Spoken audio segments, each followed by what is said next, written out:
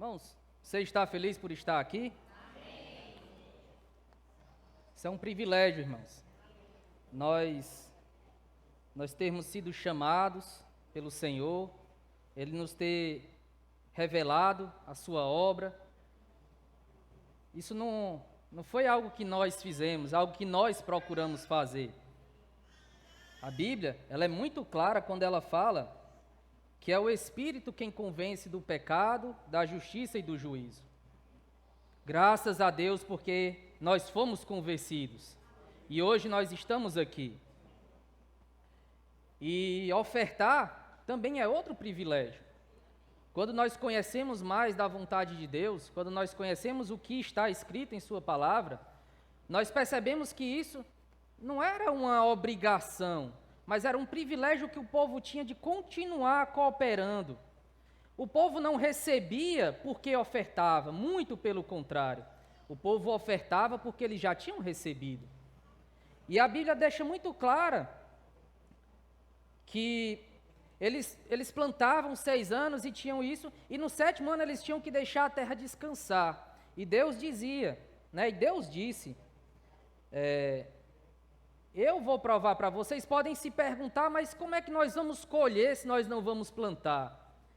E aí a colheita do 6º ano, ela superabundava de tal modo, que eles chegavam lá no 8º ano, que seria o primeiro ano de novo, eles ainda estavam colhendo coisas dos anos anteriores. Ano após ano era isso. E o Senhor dizia, E o Senhor dizia, o Senhor disse, o Senhor continua dizendo. Ele nos dá, e é por este motivo que nós ofertamos. Nós ofertamos, irmãos, exatamente por isso, por essa realidade. E isso, irmãos, é um privilégio. Isso não é uma obrigação, isso é um privilégio que nós temos. Ó Senhor Jesus. E a mensagem 2 desse tema, Bases da Fé Cristã, nós vamos falar sobre a Bíblia. E o que é a Bíblia, irmãos? A Bíblia, ela é a palavra de Deus. Ela é o falar de Deus. A Bíblia ela foi escrita por cerca de 40 pessoas, levou entre 1.300 e 1.600 anos, foi escrita em 3 línguas diferentes, aramaico, hebraico e o grego. E hoje nós temos esses 66 livros compostos na Bíblia, escrito em diferentes épocas, em diferentes contextos. Mas o que está aqui, irmão, nós cremos que é a palavra de Deus. Existem pessoas que dizem, eu creio em Deus, eu creio que Deus existe, mas eu não acredito que a Bíblia seja o meio que Deus fala com as pessoas. Como pode esse livro, escrito há tanto tempo, por tantas pessoas, ser o meio que Deus usa para poder falar com as pessoas? Mas uma vez que nós sabemos que a Bíblia é a palavra de Deus, nós precisamos saber o que ela fala de si mesma. 2 Timóteo 3,16 fala que toda a Escritura é inspirada por Deus. 2 Pedro, capítulo 1, versículo 20, fala, sabendo primeiramente isto, que nenhuma profecia da Escritura provém de particular elucidação, porque nunca jamais qualquer profecia foi dada por vontade humana. Entretanto, homens santos, falaram da parte de Deus, movidos pelo Espírito Santo. Então aqui nós vemos a maneira que Deus utilizou para que essas palavras fossem passadas de geração em geração. Antigamente, existia a tradição oral, mas não tinha os escritos, era simplesmente a tradição oral. E aí, Moisés escreveu os 5 primeiros livros, e depois de Moisés isso continuou, tinha os escribas que eram os copistas da lei. Então tinham pessoas dedicadas a fazer cópias da lei no Antigo Testamento, no povo de Israel, e ainda tem hoje, certo? E Deus usou de muitas maneiras para que essas palavras pudessem chegar até nós. Muitas pessoas deram suas vidas, não simplesmente dedicaram as vidas, mas no sentido literal de dar a própria vida, para que essa palavra pudesse ser preservada e repassada adiante. Então, Os instrumentos, irmãos, de sopro, por exemplo, eles podem ser vários, mas o sopro que faz com que eles ressoem, né, que toquem, é o mesmo. Assim também Deus com relação aos seus servos. Muitos servos foram usados, mas o sopro divino que inspirou essas pessoas a escreverem foi o mesmo, foi o próprio Deus. E alguns versículos que provam que o que está aqui é a palavra de Deus. Lá em Êxodo 20, quando vai ser falado, né, as leis ali, os mandamentos, o versículo 1 começa assim: então falou Deus todas estas palavras. Então tudo que está ali foi palavra dita por Deus. Jeremias capítulo 1, quando o Senhor está chamando ali o profeta, no versículo 9 o Senhor fala assim: depois estendeu o Senhor a mão, tocou-me na boca, e o Senhor me disse: eis que ponho na tua boca as minhas palavras. Então a lei e os profetas, aquilo que nós vemos ali no Antigo Testamento, eram palavras dadas por Deus. É por isso que muitas vezes, quando nós lemos o Antigo Testamento, tem passagens que falam assim: assim diz o Senhor, a mim me veio a palavra do Senhor nestes termos, indicando que aquilo que estava sendo dito era a palavra de Deus. Hebreus 1, já no Novo Testamento, faz uma referência a isso, dizendo que no passado, outrora, né, Deus havia falado de muitas vezes e de muitas maneiras, mas hoje, a partir de então, né, a partir da vinda do Senhor Jesus, Deus falava por meio do Filho. E 1 Tessalonicenses 2, 13 também fala que os de Tessalônica, eles acolheram a palavra dos apóstolos como sendo a palavra de Deus, e que em verdade ela é a palavra de Deus. Então nós vemos que a Bíblia, ela é a palavra de Deus, é Deus falando ao homem. Então, as palavras que estão aqui, né, a Bíblia, ela é uma autoridade, porque ela é proveniente do próprio Deus. E uma vez que essas palavras, elas são provenientes de Deus, né, elas são a palavra de Deus, ela também é a base aferidora para qualquer possível verdade que você possa escutar. Então, para você saber se algo é verdade ou não, você tem uma base aferidora, a palavra de Deus. A palavra de Deus, ela é a autoridade máxima, com qualquer assunto que você tenha dúvidas. Mas aqui, irmãos, não são assuntos triviais. Ah, essa cadeira é vermelha ou é azul? Não estou falando desse tipo de coisa.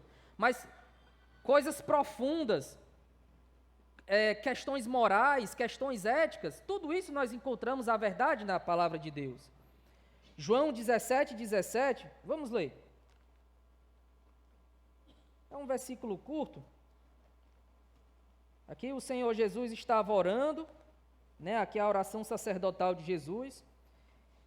E no versículo 17 fala: santifica-os na verdade, a tua palavra é a verdade. Então a Bíblia, ela não é proveniente da verdade, ela é a própria verdade. O que dá mais autoridade ainda para ela. A tua palavra é a verdade. Então, irmãos, quando alguém afirma que algo que está na Bíblia não é verdadeiro, ela está dizendo que Deus é falso. Ela está se colocando como autoridade capaz de fazer um julgamento daquilo que Deus disse, porque se eu digo que algo é falso, eu suponho que sou superior a quem disse algo para dizer que aquilo é falso. Então nós precisamos ter muito cuidado quando nós lemos a Bíblia. Será? Eu não creio nisso aqui, irmãos. A Bíblia é a palavra de Deus. Nós precisamos crer na Bíblia por completo. Algumas coisas não são literais, como nós as lemos, mas o Senhor nos dá a revelação para entender o que são essas coisas. Mas a Bíblia, de um todo, é a palavra de Deus e nós precisamos crer nela. Senhor Jesus.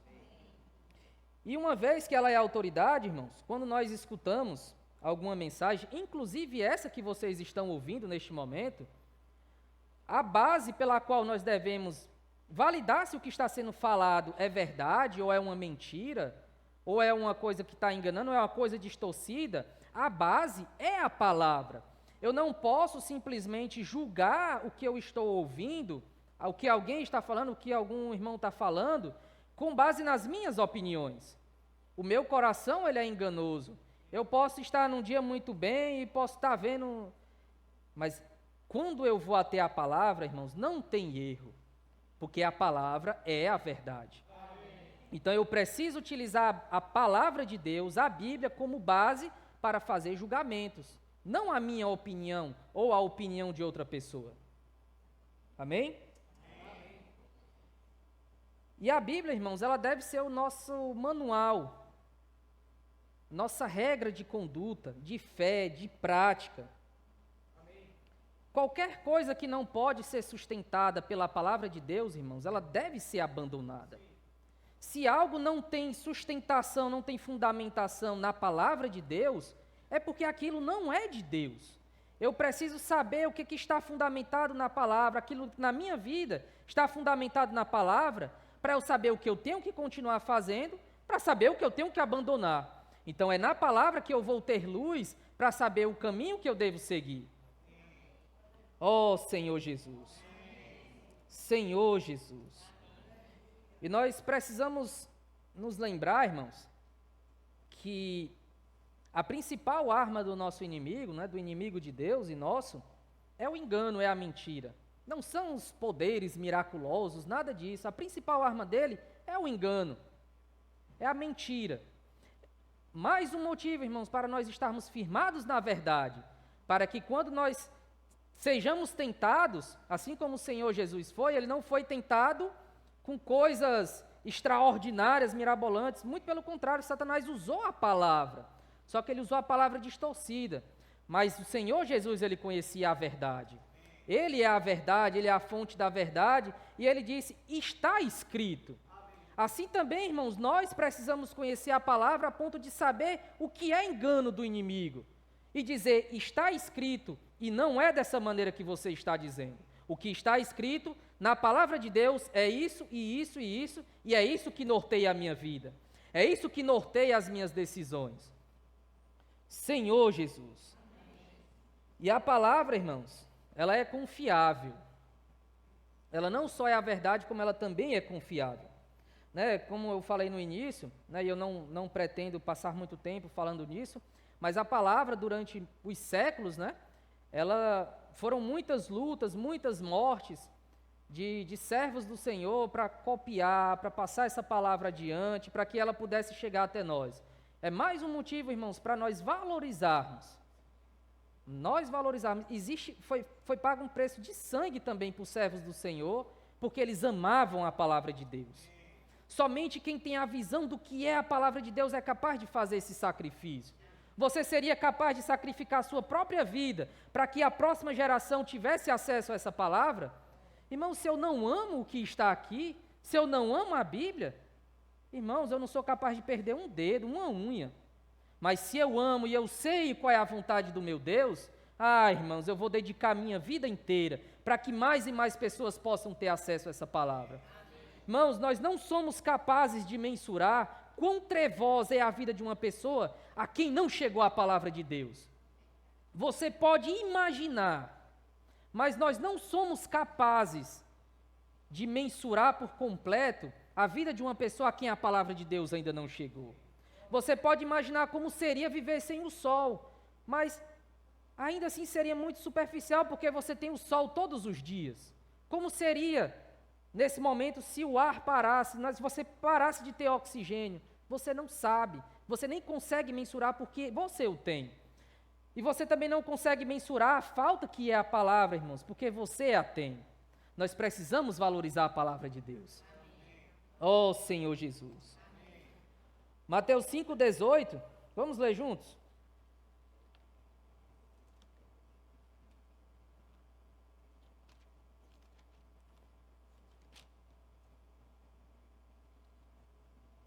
Mateus 5,18 fala assim, vamos ler o 17. Não penseis que vim revogar a lei ou os profetas. Não vim para revogar, vim para cumprir. Porque em verdade, vamos ler junto, irmãos, versículo 18. Porque em verdade vos digo, até que o céu e a terra passem, nenhum i ou tio jamais passará da lei, até que tudo se cumpra.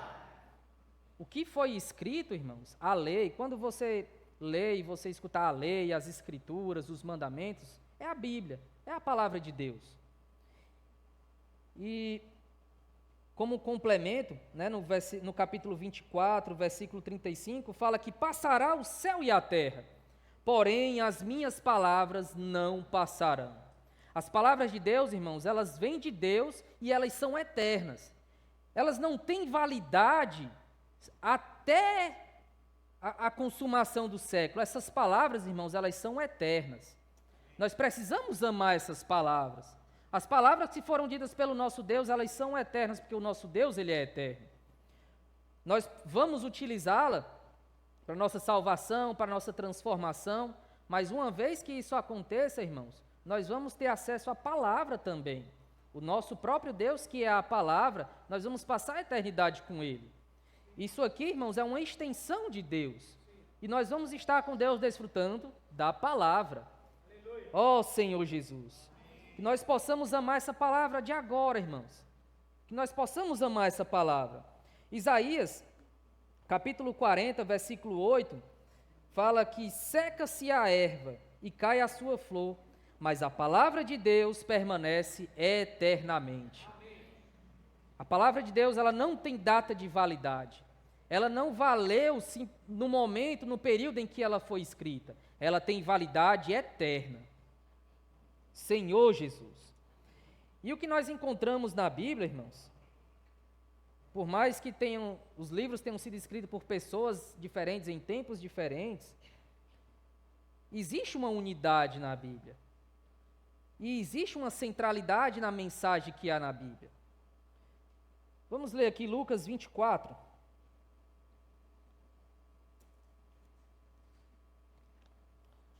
Lucas 24, né, ali os dois discípulos no caminho de Emaús, né, iam falando ali que o Senhor tinha morrido, e aí o Senhor acompanha eles, né, e aí eles falam, ora, nós esperávamos que fosse ele quem havia de redimir a Israel, mas depois de tudo isto, já é o terceiro dia desde que tais coisas sucederam, é verdade, e eles vão falando, né, o Senhor perguntou por que eles estavam tristes, e eles estavam dizendo, né, e aqui no versículo 25, o Senhor fala o seguinte, então lhes disse Jesus, ó nécios e tardos de coração para crer tudo o que os profetas disseram.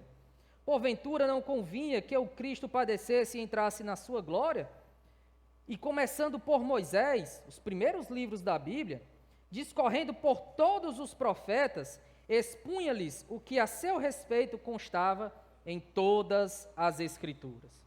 Então, todos os livros, irmãos, do início ao fim, falavam de Jesus Cristo. Apontavam para o Messias, apontavam para essa obra de redenção.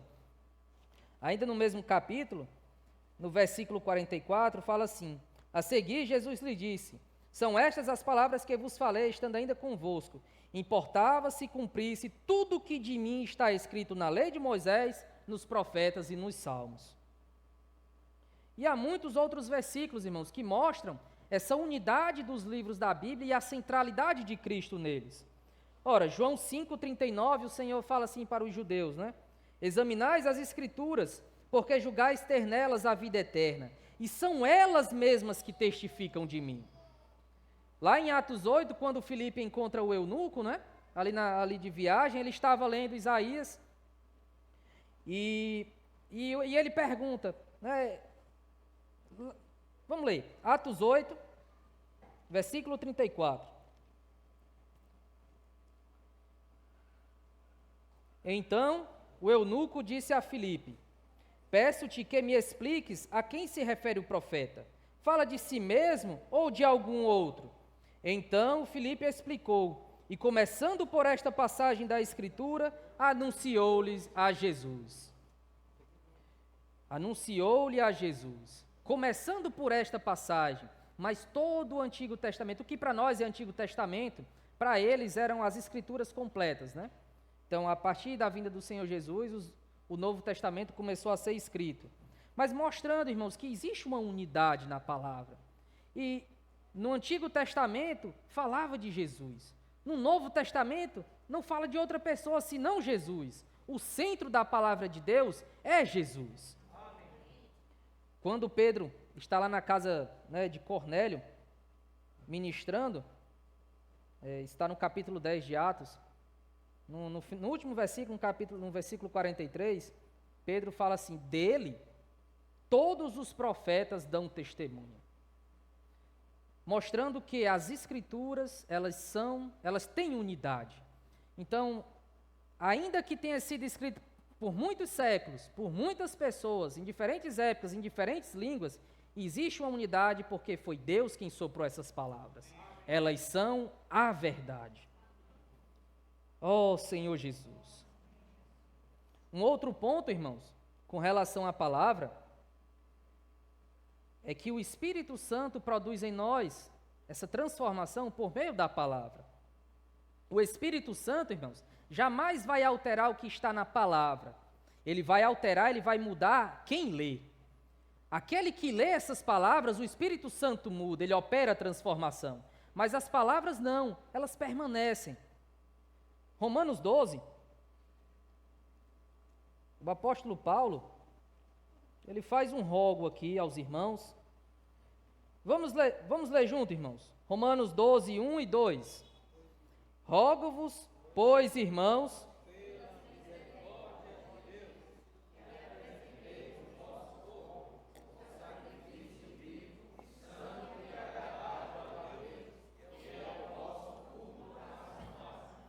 e não vos conformeis com este século.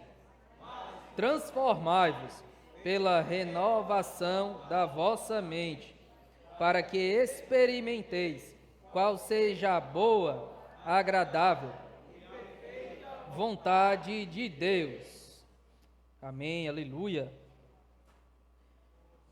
E como que essa renovação da mente, irmãos, ela pode ocorrer? Por meio da palavra de Deus. Quando nós vamos à palavra de Deus, o Espírito Santo ele encontra caminho para nos transformar. Eu não sei se vocês já tiveram essa situação de que do nada você se pega com um pensamento que você procura saber de onde veio esse pensamento. Às vezes é uma mágoa que você tem, é um problema que você está passando, um rancor de alguém, um sonho, algo para o futuro, algo do passado, mas você se pergunta: e esse pensamento que de forma contínua está vindo à minha mente e você não sabe qual é a origem desse pensamento? E às vezes acontece uma situação, você faz um julgamento que depois o Senhor diz: não é assim que eu vejo essa situação. Esse não é um julgamento que eu faria, esse é um julgamento seu. E o que o apóstolo fala, né, o que o apóstolo roga, é que a nossa mente ela seja transformada, renovada. E isso só é possível, irmãos, por meio da palavra de Deus. Lamentações 3. Vamos ler juntos? Lamentações de Jeremias. No capítulo 3, o profeta aqui, ele está falando de uma situação muito difícil, né? Muita luta aqui. E no versículo 20 ele fala assim: minha alma continuamente os recorda e se abate dentro de mim. Isso aqui é a alma dele recordando dessas lutas, dessas dificuldades, desses problemas. E a alma continuamente vem trazendo aquilo à memória dele, e a alma dele vai se abatendo dentro dele. Mas, irmãos, nós precisamos, existe uma ação objetiva de nossa parte para que isso mude, para que a nossa mente seja renovada. Versículo 21 fala: quero trazer à memória o que me pode dar esperança. Então, sempre que você tiver algum pensamento que você diz: esse pensamento ele não é meu, esse pensamento ele não vem de Deus, você invoque o nome do Senhor e: Senhor, eu quero trazer à memória o que me pode dar esperança. E olha o versículo seguinte: as misericórdias do Senhor são a causa de não sermos consumidos, porque as suas misericórdias não têm fim. Lutas, irmãos, existem, e a nossa alma, o inimigo usa dessas situações para nos atacar, mas nós precisamos estar munidos com as armaduras de Deus, para que essas setas do inimigo, elas possam ir ao chão. Quando ele lembrou de trazer à memória o que pode dar esperança, irmãos, ele lembrou que, por mais que hajam muitas lutas, irmãos, as misericórdias do Senhor nos guarda de não sermos consumidos. Não sei se você está passando por luta nesse momento, mas saiba, as misericórdias do Senhor são a causa de você não ser consumido por essas situações. Porque as misericórdias de Deus, elas não têm fim. Renovam-se cada manhã. Grande é a tua fidelidade. Que nós possamos dizer, irmãos, minha porção é o Senhor, diz a minha alma, portanto esperarei nele. A alma que estava trazendo à memória situações de luta, situações difíceis e se abatendo, ela agora está dizendo, minha porção é o Senhor. Ó Senhor Jesus. Salmos, no primeiro capítulo, capítulo 1, no versículo 2, fala que nós precisamos meditar na palavra de Deus. Vamos ler. Salmos 1:1 fala assim, bem-aventurado o homem que não anda no conselho dos ímpios, não se detém no caminho dos pecadores, nem se assenta na roda dos escarnecedores. Antes, o seu prazer está na lei do Senhor, e na sua lei medita de dia e noite. E olha o resultado, irmãos, de alguém que medita na palavra do Senhor. Ele é como árvore plantada junto à corrente de águas, que no devido tempo dá o seu fruto, e cuja folhagem não murcha, e tudo quanto ele faz será bem-sucedido. Ó Senhor Jesus. O Espírito Santo, irmãos, ele sempre usa a palavra para nos transformar. Às vezes, enquanto lemos, às vezes, enquanto escutamos uma pregação, mas sempre ele usa a palavra de Deus. O Espírito Santo, a base da operação do Espírito Santo em nossa vida, irmãos, é a palavra de Deus. E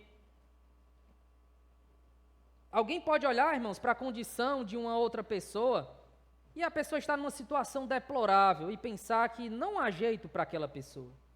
Essa pessoa não muda, eu oro, eu prego, mas essa pessoa não muda, não tem jeito para essa pessoa.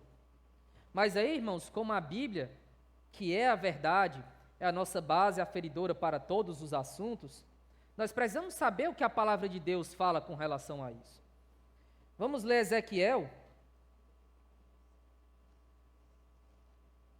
capítulo 37.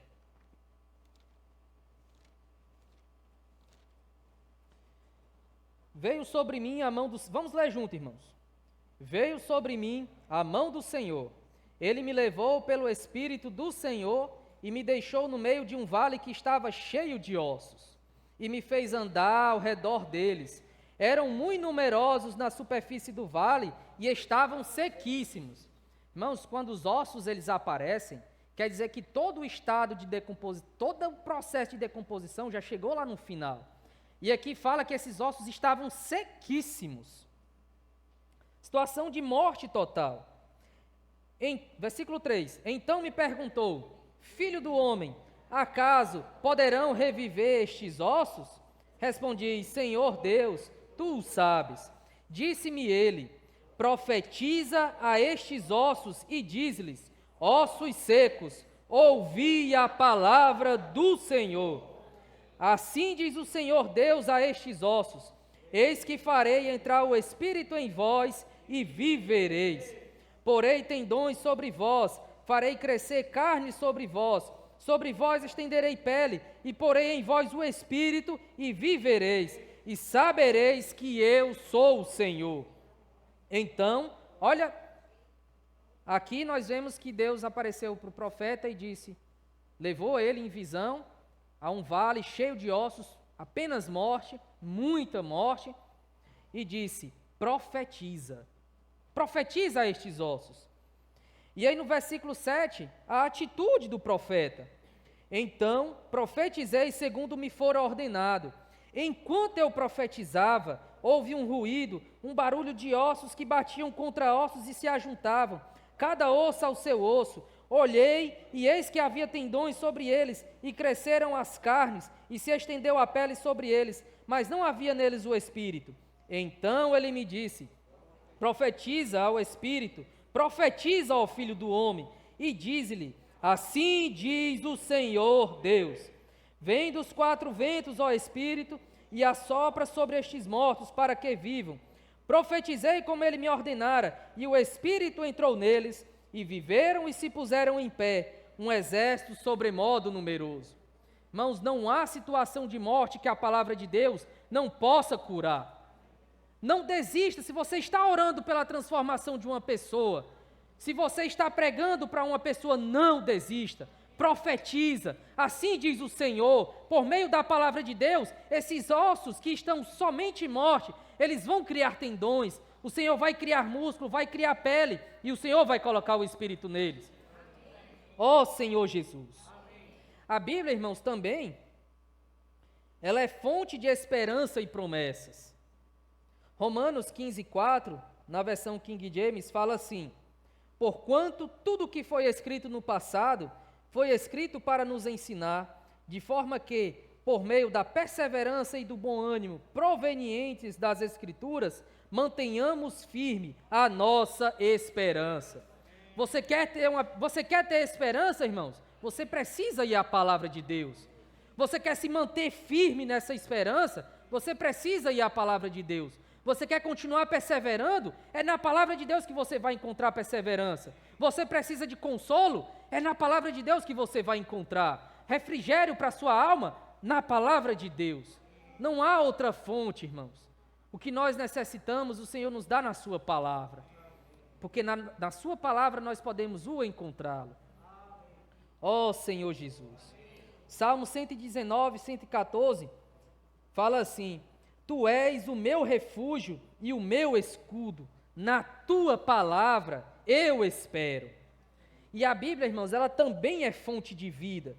Todo ser vivo, irmãos, ele precisa de alimento. E aqueles que creram no Senhor, o espírito dessas pessoas precisa de alimento. E qual é esse alimento, meus irmãos? É a palavra de Deus. O nosso alimento, irmãos, é a palavra de Deus. João 6,63, o Senhor fala: as palavras que eu vos tenho dito são espírito e são vida. Provérbios 4, versículos 20 a 22, vamos ler.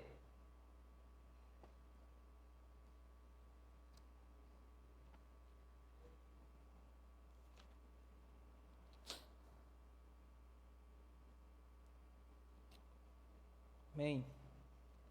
Diz assim: filho meu, atenta para as minhas... Vamos ler junto, irmãos. Filho meu, atenta para as minhas palavras, aos meus ensinamentos, inclina os ouvidos.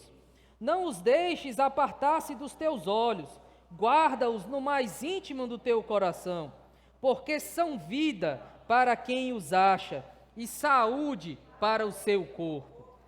Ó Senhor Jesus.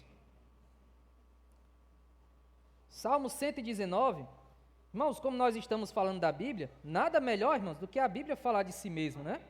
Vamos ler mais versículos. Salmo 119, versículo 25. A minha alma está apegada ao pó, vivifica-me segundo a tua palavra. Versículo 50. O que me consola na minha angústia é isto, que a tua palavra me vivifica. Versículo 93. Nunca me esquecerei dos teus preceitos, visto que por eles me tens dado vida. Você quer desfrutar de mais vida, irmãos? É na palavra do Senhor você vai encontrar. Existem muitos outros livros, irmãos, que falam de diversos assuntos, inclusive falam da Bíblia, muitos livros bons. Mas, irmãos, somente a Bíblia é perfeita. Somente na Bíblia nós podemos crer de olhos vendados no que está nela. E por meio dela, irmãos, nós recebemos também vida. Não é só conhecimento. Nós conhecemos muitas coisas quando nós lemos a Bíblia. Mas o principal ponto, irmãos, é que a Bíblia nos dá vida. Senhor Jesus. Deuteronômio 32, versículos 46 e 47, fala assim: disse-lhes: aplicai o coração a todas as palavras que hoje testifico entre vós, para que ordeneis a vossos filhos que cuidem de cumprir todas as palavras desta lei. Porque esta palavra não é para vós outro coisa vã, antes é a vossa vida. Por esta mesma palavra prolongareis os dias na terra a qual, passando o Jordão, ides para o possuir. A Bíblia, ela prolonga a nossa vida. Aqui, irmãos, no caso dos israelitas, era a boa terra, mas no nosso caso, nós também temos a boa terra, que é o nosso Senhor. Quando nós desfrutamos dessa vida, quando nós desfrutamos dessa palavra, nós adentramos cada vez mais e tomamos mais posse dessa boa terra. Por isso, irmãos, nós temos necessidade de ler e meditar na palavra. O amor pela palavra de Deus, irmãos, é uma característica forte de servos notáveis do passado, de servos do presente, e continuará sendo, irmãos, uma característica dos servos que virão. O amor à palavra de Deus é uma característica de um servo de Deus, porque ele sabe que na palavra de Deus ele pode encontrar Deus. Senhor Jesus. Jó, no capítulo 1, fala que no versículo 1 e no versículo 8, fala de quem era Jó. Vamos ler aqui, rapidinho. Jó 1.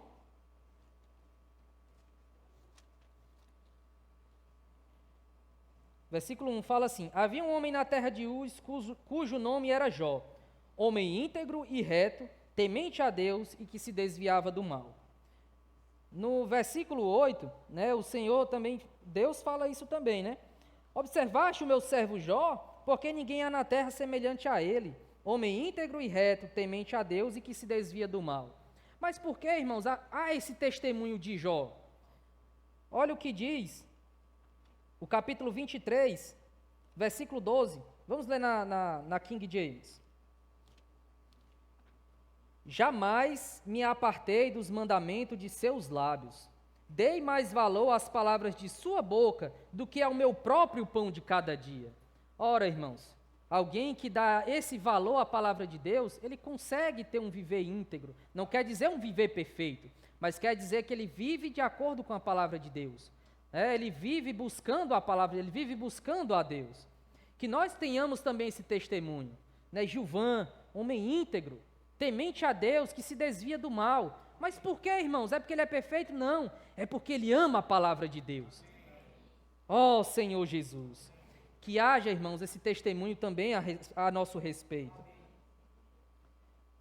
E se, na medida, irmãos, que nós vamos lendo, algumas coisas elas podem parecer difíceis demais de entender, mas isso não deve ser motivo, irmãos, para nós desestimular a nossa leitura, o nosso desfrute na palavra.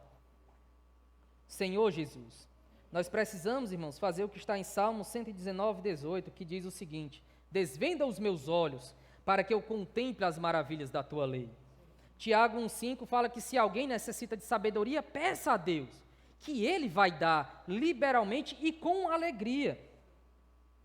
Lucas 24, 45, os discípulos ainda não estavam entendendo o que estava acontecendo e o Senhor fala que o Senhor abriu a ele o entendimento deles para que eles pudessem entender as Escrituras. Se você não está entendendo algo no momento, irmãos, vá até o Senhor em oração e diga: Senhor, abre os meus olhos para que eu também possa contemplar, Senhor, essas maravilhas que há na tua lei, para que elas sejam como um favo de mel à minha boca, que eu encontre o prazer na tua palavra. Ora, se a tua palavra é a verdade, os servos que falaram que há prazer na tua lei, eu também quero sentir esse prazer. Vá até o Senhor e peça: Senhor, eu quero sentir esse prazer na tua palavra. Ó Senhor Jesus. Senhor Jesus. E aqui, irmãos, para finalizar, alguns pontos sobre como estudar, irmãos, como ler a Bíblia, como estudar a Bíblia com proveito. Primeiro ponto, irmãos, se você deseja ler a Bíblia, se você deseja ter mais comunhão com Deus pela palavra, comece. Não tem nenhuma outra regra, irmãos, é começar. Você lê, você começa lendo, você começa a sua prática da leitura lendo.